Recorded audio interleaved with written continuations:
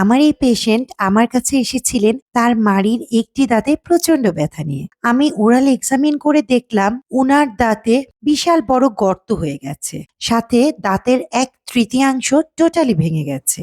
উনি পূর্বে বেশ কিছু দাঁতে ডেন্টাল ক্যাপ বসিয়েছিলেন, কিন্তু বর্তমানে উনি কোনোভাবেই ডেন্টাল ক্যাপ লাগাতে চাচ্ছেন না। উনি রুট ক্যানেল ট্রিটমেন্ট করতে আগ্রহী, কিন্তু ডেন্টাল ক্যাপ করতে একেবারেই আগ্রহী নয়। তাহলে কি আর করার? তাই আমি উনাকে রুট ক্যানেল ট্রিটমেন্ট করার পর লাইট কিওর ফিলিং এর মাধ্যমে মজবুত করে উনার দাঁতের ক্রাউন বিল্ড আপ করে দিয়েছি।